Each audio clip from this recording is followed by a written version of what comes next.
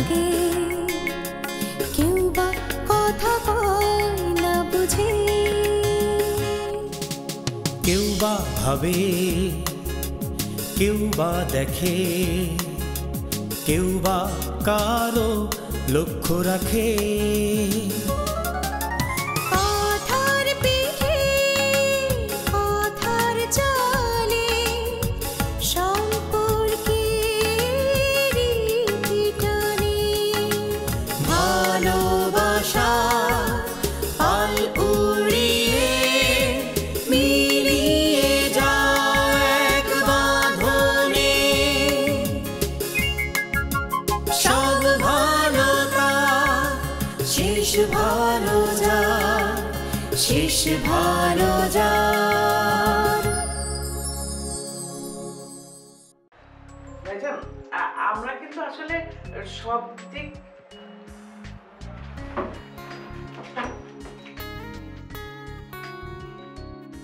তুমি কি আজ অফিসেই যাই? মানে লোকটা তাহলে সাত সকালে গেল কোথায়? ওই ড্রাইভার সাথে কথা হলো, শেওড়াপাড়া ওখানে নাকি গিয়েছে কোন এক বাড়িতে। শেওড়া পাড়ায়? ওখানে ভাইয়ার কি কাজ? আপনার সঙ্গে রেহানার সম্পর্ক বড় স্যার কিছুতে মেনে নিতে পারছিলেন না, তাই উনি বুদ্ধি করেছিলেন। আপনাদের তিন বন্ধুর মধ্যে আসলে কি ঘটেছিল আমি কোনোদিন জানতে পারিনি।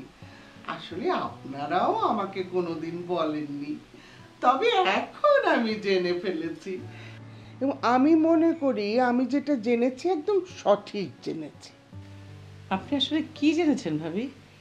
যা জানলে বুঝতে পারি আসলে সেই ঘটনায় দোষ আপনাদের কারোরই ছিল না। মানে? থাক না করিম ভাই, আজকে আর এসব কথা না বলি। তবে আমি এটুকু বলতে পারি যে আপনারা বরাবরই ঠিক ছিলেন, তাই বলে আপনাদের বন্ধু সঠিক ছিল না তা না। আসলে উনি কিছুই জানতেন না। উনি জানতেন না যে আমার মরহুম শ্বশুর তার সাথে কি এক খেলা খেলে তার জীবনের মোড়টাই ঘুরিয়ে দিয়েছিল। আর এই ঘটনার পর থেকে তিনি নিজেকে করিম ভাইয়ের থেকে একেবারে যোগ্যতর করে প্রমাণ করার চেষ্টা করে গেছেন। আজ এত বছর পর এসব কথা আপনি কার কাছে থেকে জানলেন? আর এমদাদকেই বা কে বলল? আসলে আমি এসব জেনেছি ইসাহাকের কাছে, আর উনি মনে হয় ইসাহাকের কাছে বা আমাদের অফিসের পুরনো ম্যানেজারের কাছে। কিন্তু ভাবি আমার মনে হয় এসব কিছু না, নিয়তিই জানিয়েছে আপনার বন্ধুকে। আপনারা সবাই তাহলে আবিরের বিয়েতে থাকছেন? সবার খবর জানি না, তবে আপনাদের বন্ধু বাড়িতে না ফেরা পর্যন্ত কিছু বলতে পারছি না। আপনারা জানেনই তো ওর ব্যাপারে আসলে আগে থেকে কিছুই অনুমান করা যায় না।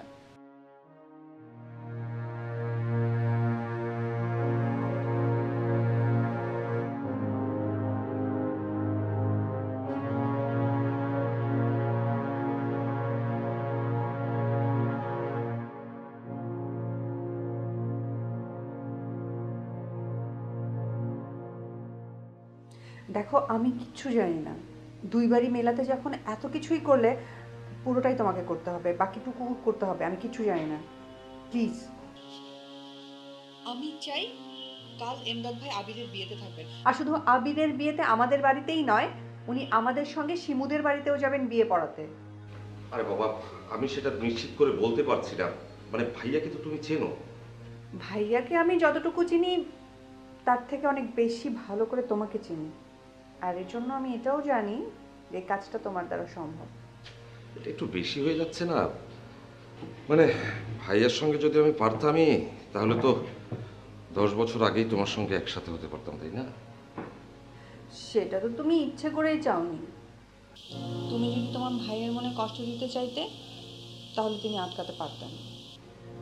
তুমি চাইলে আমরা এখন এক থাকতাম। আচ্ছা যাই হোক, আমাদের যা হয়েছে হয়েছে। কিন্তু চুমকি রাহাতের ব্যাপারে আমি সিরিয়াস। আমি চাই ওরা মিলে যাক। প্লিজ তুমি যা করার মন থেকে একটু করো। ঠিক আছে, কিন্তু কথা দিচ্ছি না, I will try my best. আমি জানি তুমি চেষ্টা করলেই সেটা হয়ে যাবে। আচ্ছা ঠিক আছে, রাখছি, বাই। কি অবস্থা ছোটকা? আর অবস্থা, মিলিকে কথা দেওয়ার পরও যদি ভাইয়াকে ম্যানেজ করতে না পারি তাহলে মিলি তো আমাকে কাবাব বানাবে। কি আর করা, সময়ের জন্য অপেক্ষা করতে হবে। সেটাই, ভালো লাগছে না রে কিছু। এই রিজভি কোথায় রে? ভাইয়া কোথায় জানি গেল, বললো যে জরুরি কি কাজ আছে। হ্যাঁ, সবারই জরুরি কাজ। ছোটকা, চুমকি ফোন দিয়েছে। রিসিভ কর। আশ্চর্য। হ্যালো। হ্যালো রাহাত, এক্ষুনি একবার দেখা করতে হবে। আরে এখন তো আপনাদের বাসায় বিয়ের অনুষ্ঠান, আপনি কিভাবে দেখা করবেন? কিছু করার নেই, আপনাকে এখনই দেখা করতে হবে। আমি বলছি আপনি কোথায় আসবেন, প্লিজ ওখানে একটু চলে আসুন, খুব জরুরি। আচ্ছা ঠিক আছে, কোথায়?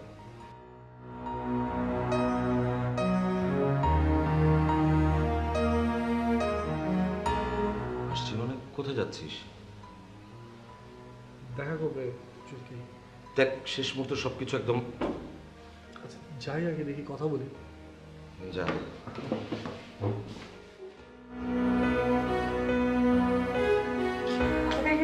কই লাগাবো? বিলকিস শোন, আমি না এখন একটু বাইরে যাচ্ছি। কই যেতেছ না? কথা বলিস না, আমি এখন বাইরে যাচ্ছি। মা যদি জিজ্ঞেস করে বলবি আমি এক্ষুনি চলে আসবো, ঠিক আছে? আচ্ছা তাড়াতাড়ি চলে এসে নিন। হ্যাঁ।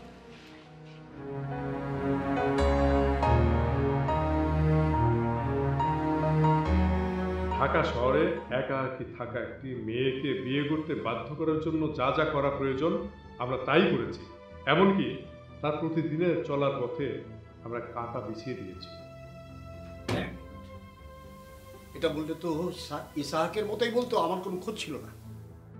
আপনি যাকে এত ভালোবেসেছিলেন তার সম্পর্কে দেখে আপনার কোনো ধারণাই নেই। রেহানা যদি পরাজয় মেনে দিত তাহলে হয়তো আমাদের এত নিচে নামতে হতো না।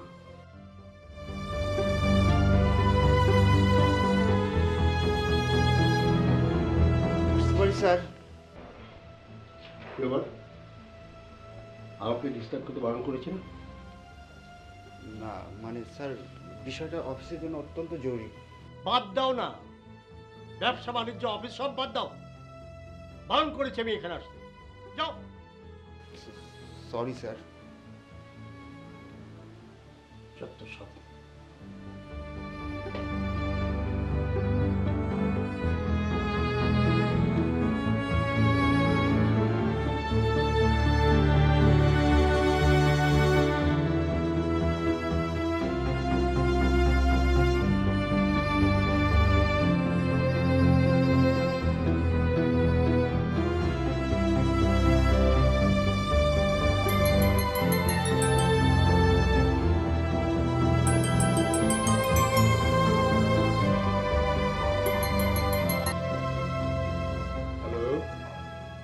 সালামালাইকুম খালু। হ্যাঁ জি বলো। আচ্ছা খালু, আমি আপনার সাথে একটু দেখা করতে যাচ্ছিলাম। আসো, উপরে চলে এসো। না না, আসলে অফিসে না খালু, একটু বাইরে কোথাও দেখা করতে যাচ্ছিলাম।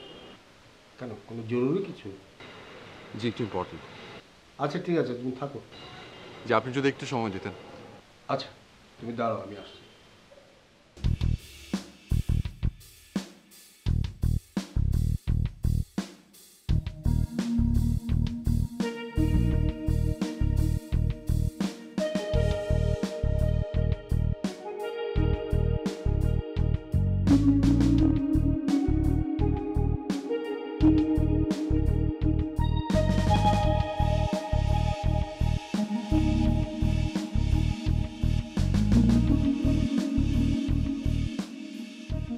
এই যে শোনো, ভাবি কিন্তু এই যে আজকের গায়ে হলুদের অনুষ্ঠানে নাচবে বলে দিলাম আমি। আমার কোনো আপত্তি নাই আপনাকে গাইতে। আচ্ছা, মেয়ের বাড়ি থেকে কি কেউ আসছে? কোনো খবর আছে?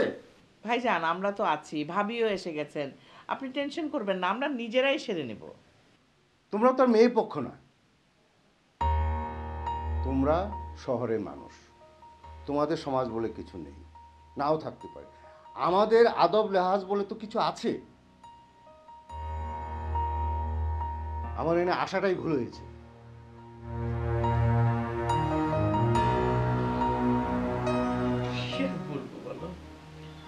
ভাবি, এক কাজ করেন, আপনি শিমুর মাকে একটা ফোন করে দেখেন না।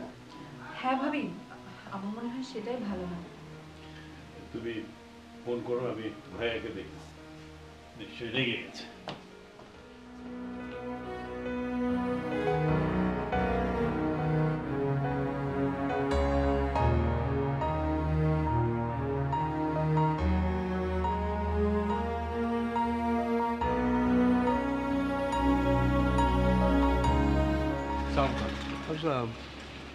হ্যাঁ বলে। কালো আসলে আপনাকে বাইরে আসতে বলেছি একটা বিশেষ কারণে। আমি আপনার সাথে আসলে একটা বিষয় নিয়ে কথা বলতে চাচ্ছি।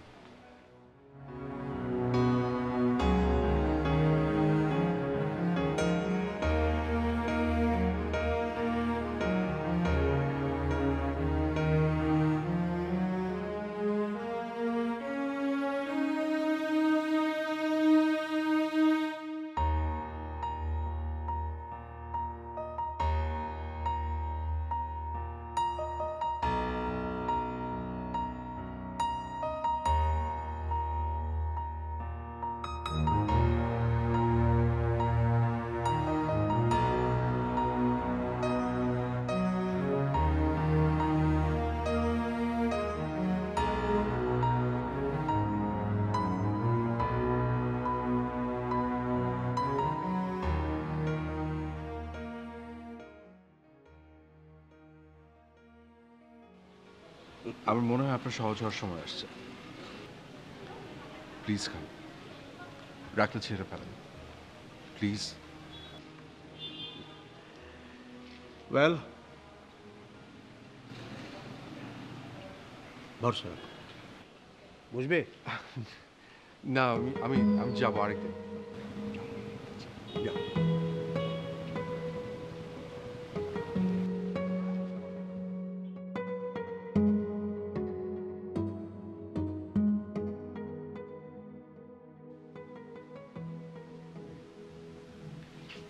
হ্যালো, জি আসসালামু আলাইকুম আপা। ওয়ালাইকুম সালাম, জি বলুন। ওই একটা ব্যাপারে অনুরোধ করার জন্য আপনাকে ফোন করেছিলাম। বিয়ে নিয়ে কোনো সমস্যা আপা? কি হয়েছে? না না না না না, কোনো সমস্যা না, আপনি একদম উতলা হবেন না। না, ঘটনাটা বিয়ে নিয়েই, মানে আপনি জানেন তো যে আমার বড় ভাই এসছেন। আসলে উনি তো গ্রামে থাকেন, মানে একটু পুরনো ধাঁচের মানুষ, তাই উনি বলছেন যে মানে গায়ে হলুদের সময় যদি মেয়ের বাড়িতে কেউ নাই আসে ওখান থেকে, তাহলে কেমন করে গায়ে হলুদ হবে, কেমন বিয়ে হচ্ছে। তাই আমি ভাবলাম কি যে আসলে এই দিকটা ম্যানেজ করার জন্য কেউ না এলেও আপনি যদি আসতেন তাহলে ভাই একটু শান্ত হতো আর কি। সেটা কি আপা ভালো দেখাবে? আর তাছাড়া আমরাও তো এই নিয়মে অভ্যস্ত না, বাইরের লোকই বা কি বলবে? কি বলবে মানে? কে কি বলবে?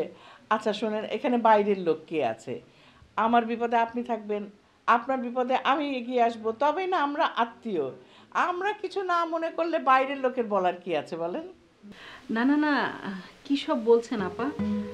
আপনারা ছাড়া এখন আমার আত্মীয় বা কে আছে? আপা আমি রাখছি, আপনি চিন্তা করবেন না, আমি ঠিক চলে আসবো। খুব খুশি হলাম আপা আপনার কথা শুনে। Thank you so much. ও ভাবি, তুমি জিনিয়াস একটা, আসলে তোমাকে দিয়েই হবে। এই, তা না হলে কি তোদের মতো এক একটাকে মানুষ করতে পারতাম? ঠিকই বলেছেন ভাবি, আপনাকে দেখেই বোঝা যায়।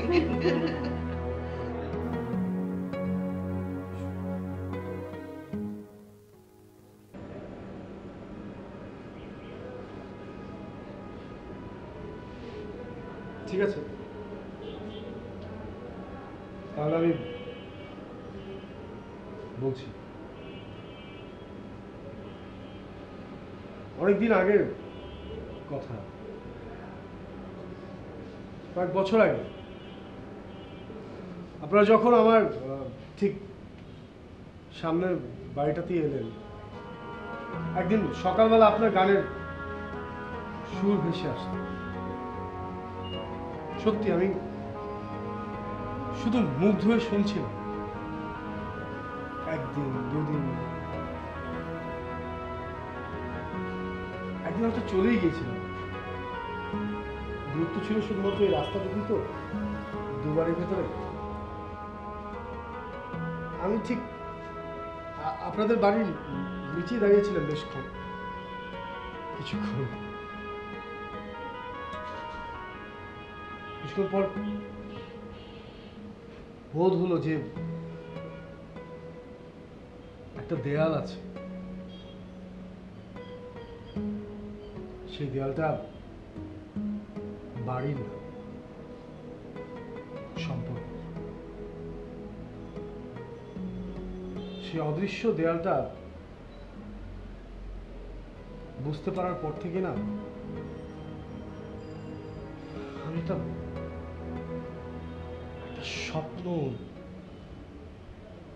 স্বপ্ন বলেছি। কি স্বপ্ন? আমি ঠিক জানি না যে আপনি বিশ্বাস করবেন কিনা। আমি ওই দেয়ালটা ভাঙতে চাই। আমি ওই অদৃশ্য দেয়ালটা ভাঙতে চাই। তারপর থেকে আজ পর্যন্ত প্রতিটা দিন, প্রতিটা মুহূর্তে আমি চেষ্টাই করে যাচ্ছি কিভাবে ওই দেয়ালটা ভেঙে ফেলা যায়। কিভাবে?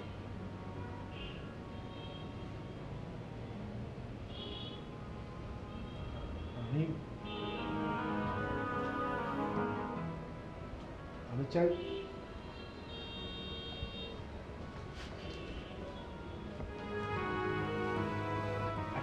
একটা মিনিট। হ্যাঁ, হ্যালো। হ্যাঁ, আমি জানি রাহাত, তুমি কিভাবে কতদিন ধরে চেষ্টা করে যাচ্ছ, কিন্তু আমি যে তোমার মুখ থেকেই সেই চেষ্টার কথা শুনতে চাই। আমি চাই তুমি বলো তুমি আমাকে কতটা ভালোবাসো।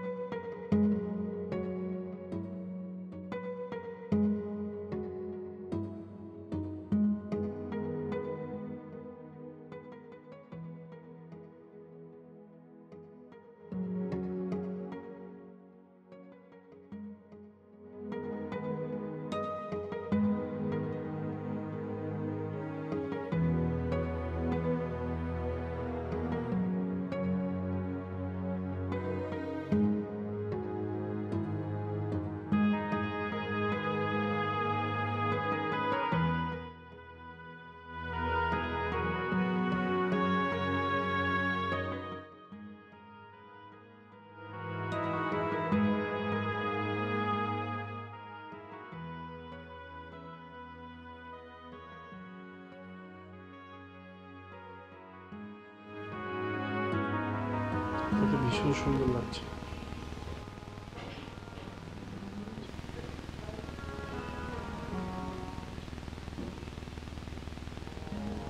কি এমন কথা যেটা বলার জন্য এত জরুরি খবর? এখন এই সময় এখানে আসতে বলা? বলবো বলবো বলেই তো ডেকেছি। রাহাত, আমাদের হাতে না একেবারেই সময় নেই।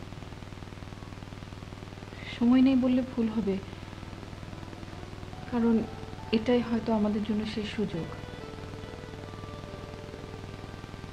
দেখুন রাহাত, আপনার অনেকগুলো কথা বলার উপরে অনেক কিছু ডিপেন্ড করছে।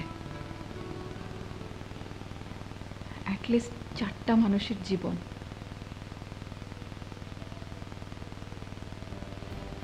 এতদিন ধরে যে কথাগুলো শোনার অপেক্ষায় আছি, প্লিজ বলে ফেলুন। আপনি সত্যি শুনবেন?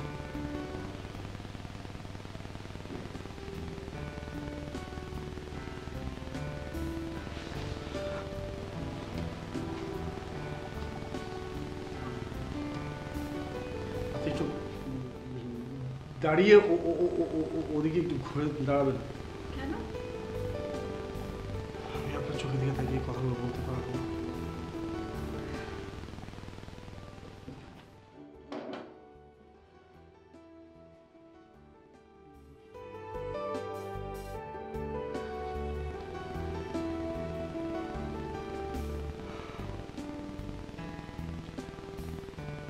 চোখে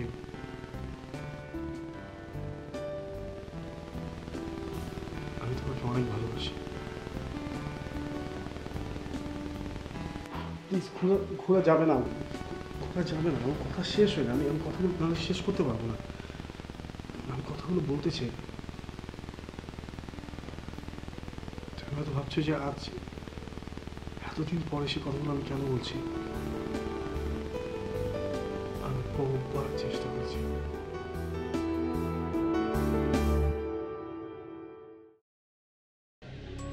Thank you.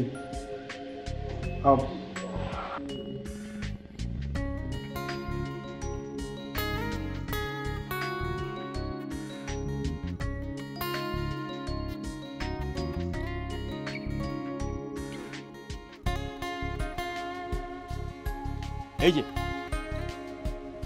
আমি